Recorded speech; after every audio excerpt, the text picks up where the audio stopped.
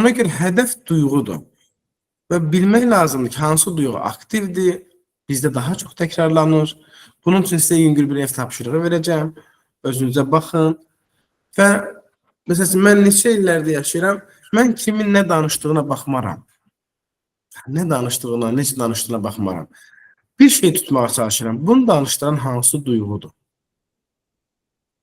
Əgər siz empati sözünü çox eşitmişsiniz də yəqin ki.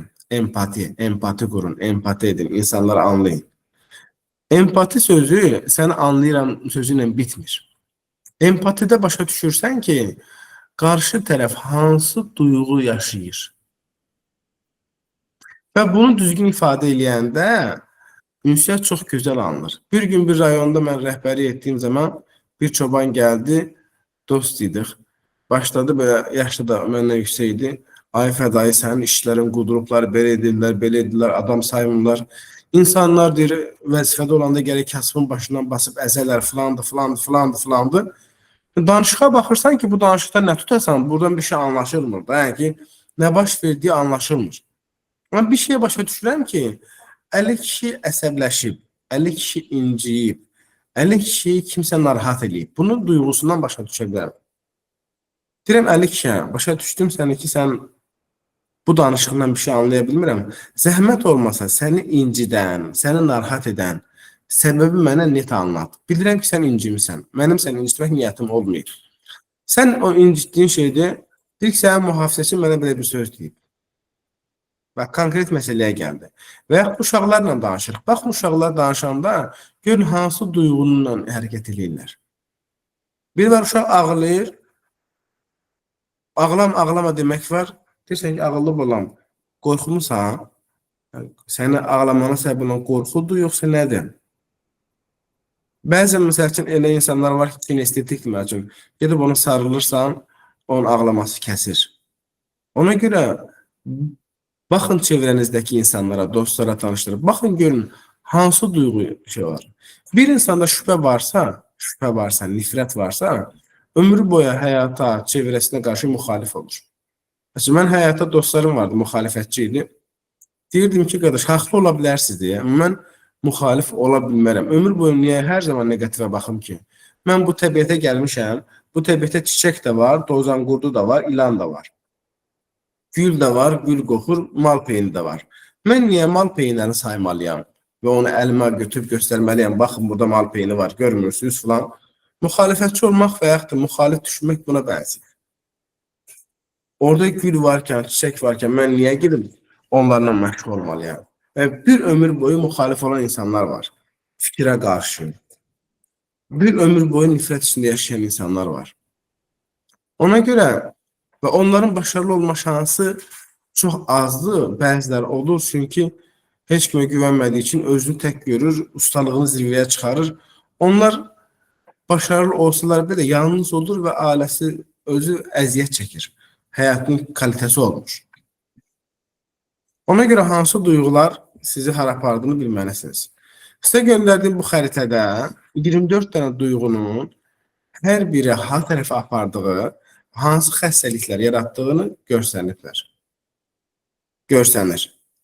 Bax, yuxarı sağ tərəfə baxsanız, bax, sevinç duyğusu ümid əmələ gətirir.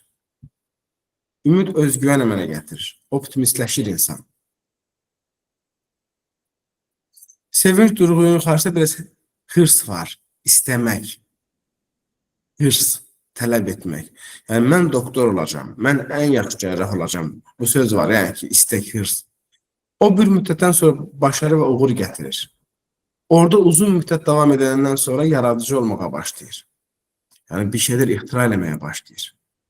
Diqqət edin. Məsələn, həzz hissi var. O da müsbətdir, amma ora tez-tez gedib gələndə yuxarı, məsəl üçün, adam içkidən həzz alır, tez-tez gedib gəlir, olur alışqanlıq. Yuxarı, baxın, pozitivlik və yuxarı sağ künc orta hissəsi iş dünyası üçün lazım olan duyğulardır. Kariyeri həyatında başarılı olmaq üçün lazım olan duyğulardır. Aşağı sağ künc görürsünüzmü? Saflıq, sevgi, xoşgörü, fərqindəlik, qəbul etmək oldu.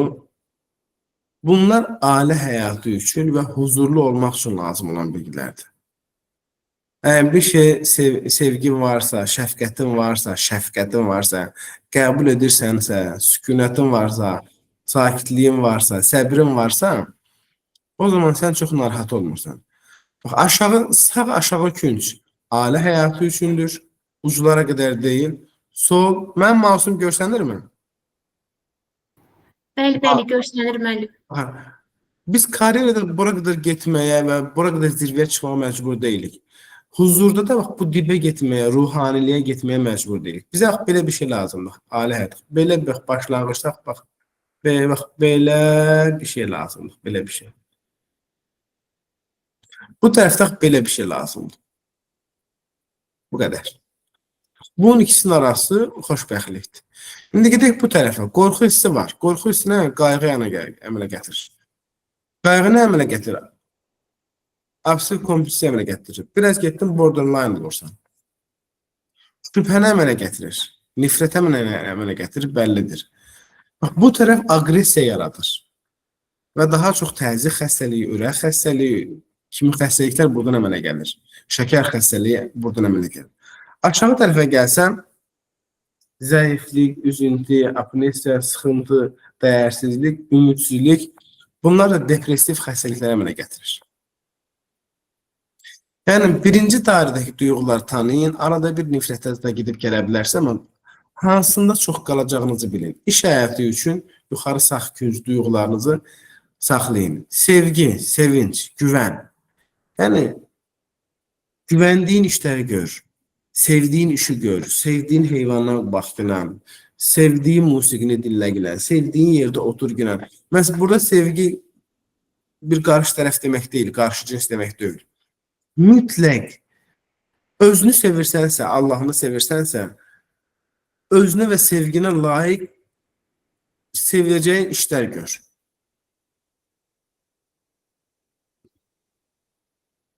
Məsələn, doktorların bir çoxu yapı etibarı qayıqda olur. Ən yüksək balı yığmaq üçün sürəkli çalışır.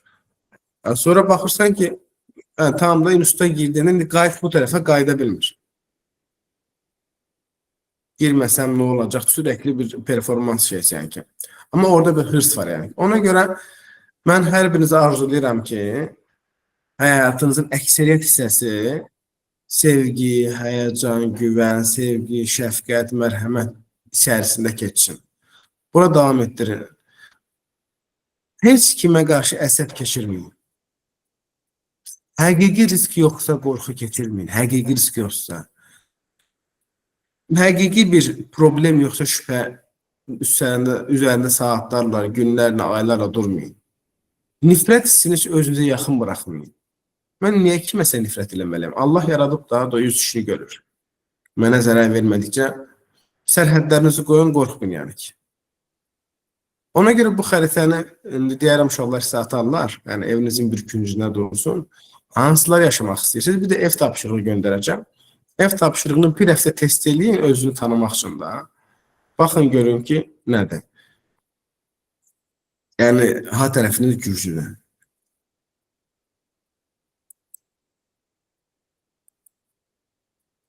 Dediyim kimi yəni ki, bu tərəf depressiv insanlar əmələ gətirir. Otağına baxsan, artıq bunun otağı da qaranlıqdır. Hətta bunun qan tərkibinə girsən, görərsən ki, bəzi hormonlar aşağı düşüb. Bu tərəf aqressivlik yaradır. Bax, bu tərəf başarılı, keyif alan insanlar bu tərəfdə çıxır. Bax, bu tərəfdə də təbiətdən, həyatdan, ailədən huzur alır. Yəni, çox başarılı. Bu ikisini tamamlamaq xoşbəxtlikdir. Həm təbiətdə, ailədə, dost yarında huzura, həm də ki, başarı. Bu, həyatın xoşbəxtliyidir. Bunlara da hansı duyularla gedəcəyimiz bəllidir. Dəyərli doktorlar, birinci slayda qaydırıq. Sizə uğur aparacaq xoş duyğular arzulayıram.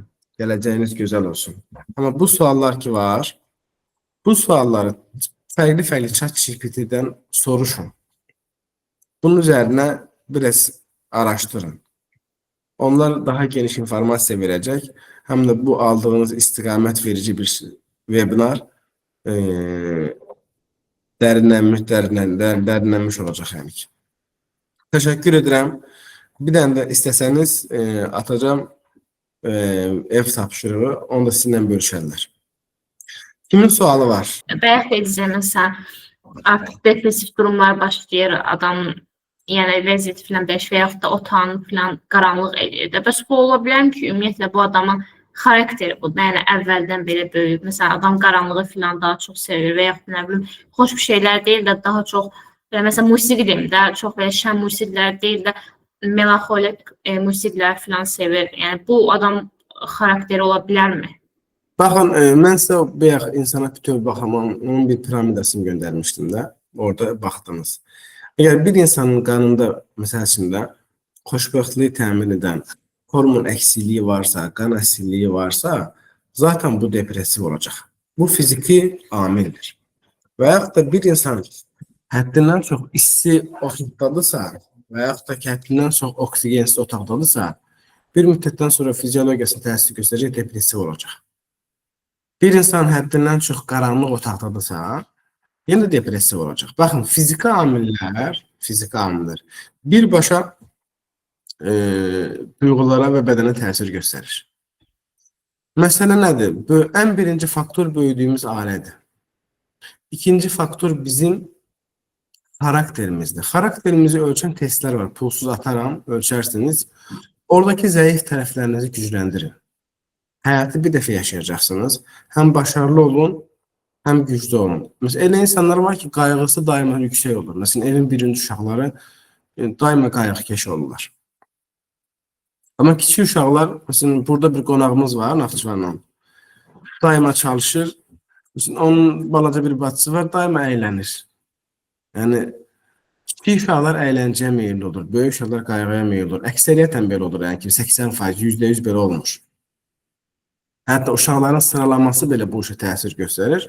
Və atanın, ananın xarakteri, coğrafiyası bir növ qədərimiz kimi bu işə təsir göstərir. İndi məsələ oldu ki, bunu bir yerdə ölçü fərqinə varmaq lazımdır.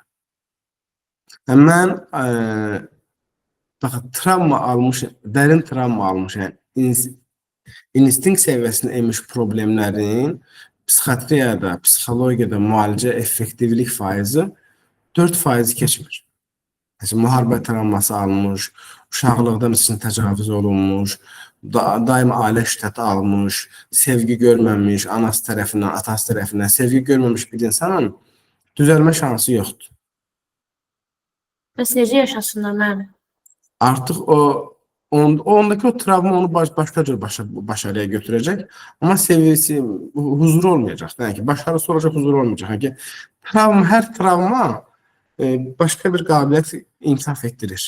Ölənə qədər huzursuz yaşayacaq bu insan. Adam ölənə qədər çalışır, başarılıdır, amma adam dostu, çevrəsi və sevdiyi bir şey olmayacaq. O da özünü bir şeylərlə, ya balıq tutmaqla, məsələsində, ya gedib içki içməklə, ya gedib məsələsində, bir şeylə şey edəcək ki, çünki insan güvəni, sevgini və saygını ilk dünyaya gələndə, anası onun qucağına alanda orada başlayır. 13 yaşa qədər orada öyrənir.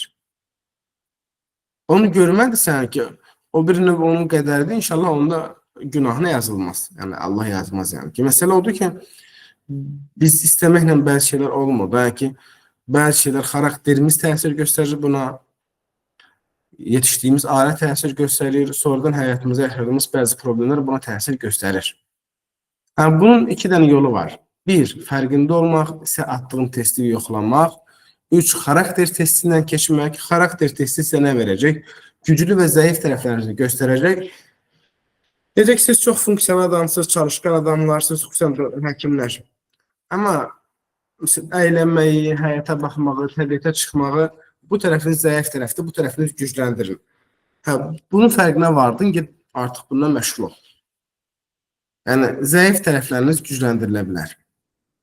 Yəni, travma yaşayanlar, ağır travma alanlar o bir xəstəlikdir, xəstəliyin dərəcəsi var, bu mövzunun mövzusu deyil, yəni belə deyək də bura deyil. Onların bir çoxu düzəlmir. Amma bizim danışdığımız şey bugün artıq ən yüksək balı yığıb, tibbə girib, tibbdə oxuyan gənclərimizə aiddir. Və mən düşünürəm ki, onların əksəriyyəti mobil ailədir. Mobil ailələr əksəriyyəti uşaqlarına lazım sevgini verməyə cəhd edibdir. Və bunlar bunun fərqində olsunlar. Çünki sabah həkim olarkən sadəcə özləri deyil də ki, xəstəliklərə baxarkən belə bəzilərinin kökündəki məsələ baxsan ki, sosial və psixoloji problemlər artıq xəstəlik yaradır. Çox sağ ol müəllim. Bir nəfər sual verib ki, salam, bunları bilmək gözəldir, lakin real həyatda tətbiq etməkdə bir o qədər çətindir. Bunu necə bacara bilərik? Sualı bir daha təkrarlasın. Tamam. Salam, bunları bilmək gözəldir, lakin real həyata tətbiq etməkdə bir o qədər çətindir. Bunu necə bacara bilərik? Bax, mən müharibə iştirakçısam, mənim bacım qızı buradadır. Bu dəqiqə məni bilir. Mənə bu dəqiqə məsəl üçün ikili şəxsiyyət pozğunluğu qoyulub, yəni psixoloji olaraq da. Mən daima sevgi və sevəcəyim işlərin dağarcan qaçıram. Yəni, sevdiyin işdir. Yəni, bacardığın, sevdiyin işlərin dağarcan qaç. O zaman anlar. Yəni ki, bu o qədər asan bir şey deyil. Amma kökü nədir? Kökü. Duyğularını tanımaq. Baxsın görsün ki, qarşıdakı insanın danışdıran duyğu nədir? O duyğuları tanımağa başlasa, baxsın görsün ki, etdiyi hərəkətin hansı duyğu hərəkət etdirir? Baxın, bizim ağlımız çox mürəkkəbdir. Özünüz bilirsiniz, tibbdə oxuyan, nə qədər mürəkkəb bölmələri var, nə qədər sinaptitləri var, yəni ki, milyardlardır. Amma duyğu 12 dənədir. Biz 12 duyğunu tanıyıb, hansı hərəkət etdiyini, şimdi bir qeybət ediriksə, qeybət 3 dənə səbəbdə ola bilər. Ya tərəfkirik birinin, yəni ki, məsəl üçün, biri Fənərbağçalı, biri Qaratasaray qeybət edəcək. Biri müxalifdir, biri ixtidardır, bir-birinin ancaq qeybət edəcək. Ya nifrətimiz var o adama qarşı, ya o adam bir dəfə adama qarşı ciddi paxıllığımız var, özümüzdən yuxarı görürük. Bu hisslər varsa qeybət eləyəcək. Misal üçün deyirəm. Və negativ duyğular heç vaxt həqiqi təhlükə yoxdursa, o negativ duyğuların hər birinin bir funksiyası var, verilibdir, lazım olanda istifadə etmək lazımdır. Sərhədləri qorumaqda, məsələn, döyüşdə və bir hallarda təhlükədən qaçmaqda, yanıqdan çıxarmaqda. Bunlar həyatda qalmaq üçündür. Qorxu duyğuların kökü həyatda qalmaq üzərinədir. Sevgidən gələn duyğular isə yemək, içmək, ürəmək, törəmək, həzz almaq və başarıya getmək bunun üzərinədir. Real təhlükə yoxdursa, qorxu duyğunu uzun müddət yaşamaq, şübhə içində və başqa halda yaşamaq, yəni sağlığınızı, hər şeyini pozar yəni ki. Çalışın, sevin, sevdiyiniz işi görün, sevdiyiniz yeməyi yeyin, sevdiyiniz paltarı geyinin, sevdiyiniz dostlarla gəzin. Bunların içində anlandığınız da olacaq, doğru çıxmayanlar da olacaq, önemli deyil. Yəni, ikinci bir məsələ, bilin ki, bu təbiətdə müsbət və mənfi bir-birinə qarışdığı üçün bir insanı mükəmməl axtarmayın. Yəni ki, bir insanın 5 dənə doğru özəlliyi olsun, baş yaxşı özəlliyi, 20 mənfi özəlliyi olsun, sonra 4 dənə yaxşı özəlliyi ilə dost olun, qutardı getdi. Çünki hər zaman bütün insanların mənfiləri müsbətlərindən qat-qat çoxdur. Əksiklikləri əlində olanlarından qat-qat çoxdur. Yəni, bir insanın iş həyatında başarılı olmaq üçün 4-5 dənə özəllik lazımdır. Ailədə başarılı olmaq üçün 4-5 dənə özəllik lazımdır. Biz şişirdi bir 20 dənə eləyirik, sonra yetərsizliklə əziyyət çəkirik. Adam işini yaxşı bilir, məsuliyyətlidir, şəfqətlidir, çalışqandır, yaxşı doktordur. Bəsdir, gerisi nə lazımdır? Misal üçün da elde. Adam ingilis dilini bilməyə bilər, adam diqqətli olmaya bilər, adam məsəl üçün olmayacaq o qədər şeyləri var ki, amma 4 dənəsi həyat qurtarmaq üçün kifayət edir. İnsanları yaxşı müalicə eləmək üçün kifayət edir. Sadəcə olaraq biraz sadələşdirmək lazımdır həyatı.